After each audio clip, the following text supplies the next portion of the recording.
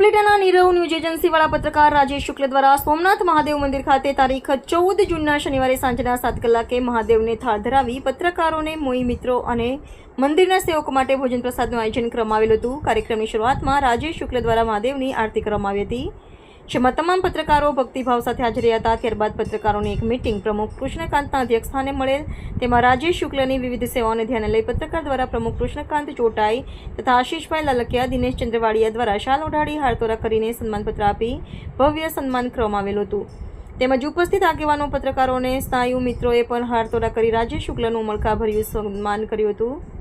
આ કાર્યક્રમમાં જિલ્લા ભાજપના ઉપપ્રમુખ જયેશભાઈ ત્રિવેદી, સ્વસ્તિક બિલ્ડર્સવાળા ધણાતભાઈ સુવા, વેપારી આગેવાન ભીખાલાલ ઝાલાવાડિયા, મંદિરના મહંત વિવેકભાઈ અપરનાથી, કોર્પોરેટર રઘુભા સરૈયા, કનુભાઈ વારૈયા, મહેન્દ્રસિંહ જાડેજા સહિતના આગેવાનો અને મંદિરના સેવકો હાજર રહ્યા હતા। તેમજ જગદીશભાઈ પંડિત, દિનેશ ચંદ્રવાડિયા, ભાવેશ ગોહિલ, રાજુ ચૌહાણ, આશિફ ખોખર, રસિક દોશી, ભોલુ રાઠોડ, નિકુંજ ચોટાઈ, આશીષ લાલકિયા, જગમલ સુવા, અર્શીભાઈ આહિર, નિમેશ ચોટાઈ, ડોક્ટર મહેશ ગજર, રોનક ચોટાઈ, રવિ રાઠોડ સહિતના પત્રકારો હાજર હતા। કાર્યક્રમના અંતમાં અમદાવાદ પ્લેન દુર્ઘટનામાં માર્યા ગયેલા દિવંગતોના માનમાં સૌએ 2 મિનિટનું મૌન પાળી શ્રદ્ધાંજલિ આપી હતી। રિપોર્ટર આસિફ ખોખર।